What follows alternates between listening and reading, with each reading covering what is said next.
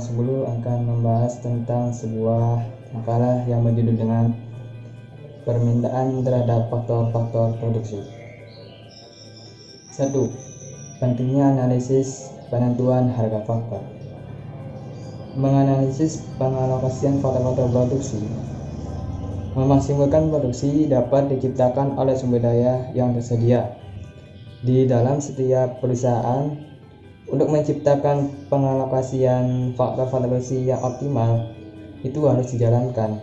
Nah, tindakan itu akan membantu dan tujuannya itu agar keseluruhan perekonomian untuk mengalokasikan sumber-sumber daya alam perekonomian secara efisien. Keuntungan dan ketahanan atau survival perusahaan tergantung pada kemampuan perusahaan untuk menggunakan faktor-faktor produksi yang dapat diperolehnya secara efisien. Jadi yang maksud dengan menganalisis pengalokasian faktor produksi itu adalah untuk membantu tujuan secara keseluruhan perekonomian secara efisien. Terus yang kedua, pendapatan, faktor produksi dan distribusi pendapatan.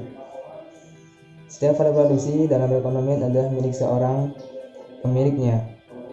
Pemiliknya menjual faktor produksi tersebut kepada faktor pengusaha. Jadi pendapatan, faktor produksi dan distribusi pendapatan itu adalah setiap faktor produksi dalam perekonomian adalah milik seseorang dan pemiliknya itu menjual faktor produksi yang tersebut kepada faktor pengusaha, dan sebagai jasanya mereka akan memperoleh pendapatan. Harga adalah jumlah pendapatan yang diperoleh berbagai faktor produksi yang digunakan untuk menghasilkan suatu barang. Jadi harga itu adalah jumlah pendapatan yang diperoleh berbagai faktor produksi yang digunakan untuk menghasilkan suatu barang, itu dinamakan dengan harga.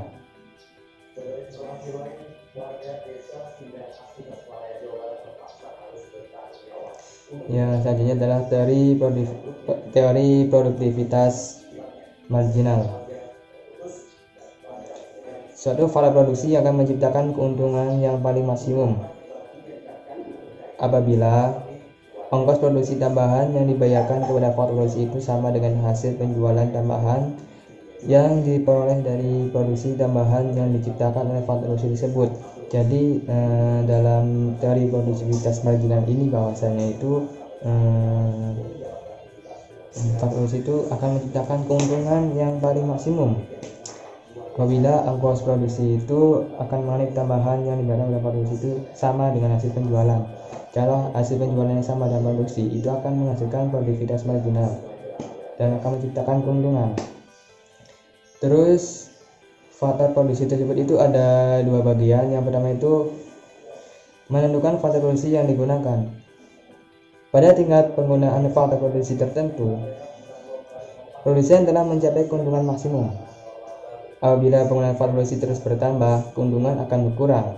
Dan apabila faktor produksi dikurangi, keuntungan juga akan berkurang. Jadi itu apabila pertama berkurang, apabila berkurang akan semakin berkurang. Jadi menentukan harga faktor produksi itu harus mencapai keuntungannya maksimum, jangan terlalu bertambah dan jangan terlalu kurang. Yang kedua itu permintaan ke atas faktor produksi. Dalam teori ini terlebih dahulu dibuat beberapa pemisah. Antara itu adalah perusahaan yang menjual harga barangnya dalam persaingan sempurna. Harga barang tidak berubah walaupun jumlah yang dijual berbeda. Jadi itu dalam persaingan sempurna ini bahwa perusahaan itu menjual barangnya itu harga barangnya itu tidak berubah walaupun jumlahnya itu berbeda. Yang kedua itu hanya satu saja faktor produksi yang jumlah penggunanya dapat diubah-ubah. Terus yang ketiga itu perusahaan membeli faktor produksi yang dapat mengalami perubahan itu saat pasar faktor produksi yang bersifat persaingan sempurna. Yang tadi adalah ketiga, tingkat produktivitas hasil dan hasil penjualan. Bertambah produksi dinamakan produk fisikal marginal atau NPP. Sedangkan jumlah produksi fisik adalah TPP atau total physical product. Hasil penjualan produksi total adalah total revenue produk atau TRP. Hasil penjualan produk marginal yaitu marginal revenue product. Yang keempat, jumlah faktor produksi yang digunakan. Jadi dari sudut penggunaan faktor-faktor produksi, seorang produsen akan memaksimalkan keuntungannya apabila melakukan kegiatan produksi sampai pada tingkat di mana hasil penjualan marginal sama dengan harga faktor atau MRP. Menjelaskan tentang sifat permintaan ke atas faktor. Ada dua, yaitu permintaan terkait dan bentuk kurva permintaan ke atas faktor. Permintaan terkait yaitu permintaan seorang faktor pengusaha ke atas faktor-faktor produksi mempunyai sifat berbeda-beda. Permintaan tersebut dipengaruhi oleh keinginan pengusaha untuk menghasilkan barang-barang yang akan dijual di pasar untuk memenuhi kebutuhan konsumen. Nah, sedangkan bentuk kurva permintaan ke atas faktor itu, permintaan ke atas faktor produksi menurun dari kiri atas menuju ke kanan bawah. Kurva seperti itu menggambarkan bahwa makin tinggi harga faktor produksi, makin sedikit permintaan ke atas faktor produksi tersebut. Kurva ke atas sesuatu faktor pada umumnya menurun ke bawah karena perubahan harga akan mengubah atau merubah pendapat real pembelian, dan perubahan pendapat real ini selanjutnya mempengaruhi permintaan. Nah, yang kedua itu ada permintaan harga merubah kepuasan relatif dan mengonsumsikan barang itu dibandingkan barang lain. Selanjutnya itu ada permintaan ke atas faktor produksi itu digambarkan oleh kurva permintaan yang menurun ke bawah disebabkan itu oleh yang pertama, harga faktor produksi yang lebih tinggi akan menaikkan harga barang yang akan dihasilkannya, maka harga barang tersebut akan naik dan permintaannya berkurang. Yang selanjutnya itu menimbulkan pengurangan ke atas permintaan faktor produksi. Nah, yang kedua itu ada perubahan harga akan mengakibatkan pergantian dari faktor produksi yang menjadi relatif mahal kepada faktor produksi yang relatif murah. Yang ketiga, sebagai akibat dari pengaruh hukum hasil lebih yang semakin berkurang. Selanjutnya itu ada pergeseran kurva permintaan faktor produksi. Nah, di sini tuh terdapat beberapa faktor yang dapat menggeser kurva permintaan produsen terhadap faktor-faktor produksi. Nah, yang pertama itu perubahan permintaan ke atas barang yang diproduksikannya. Maksudnya itu bahwa perubahan dalam permintaan terhadap suatu barang yang menyebabkan perubahan dalam jumlah faktor produksi akan menimbulkan perubahan dalam permintaan ke atas faktor-faktor tersebut. Nah, yang kedua itu perubahan harga faktor produksi lain yang digunakan. Nah, perubahan harga produksi lain tersebut merupakan salah satu sebabnya yang penting. Sekiranya faktor produksi lain akan menjadi semakin murah, biaya produksi akan dapat diturunkan apabila mereka lebih banyak digunakan. Kenaikan faktor produktivitas lain juga dapat menyebabkan faktor produksi itu lebih banyak digunakan dan mengurangi penggunaan faktor ke atas faktor produksi yang faktor produktivitasnya tidak mengalami perubahan. Selanjutnya itu ada elastisitas permintaan faktor produksi. Suatu perubahan harga faktor produksi akan menimbulkan akibat yang berlainan ke atas perubahan jumlah faktor produksi yang digunakan.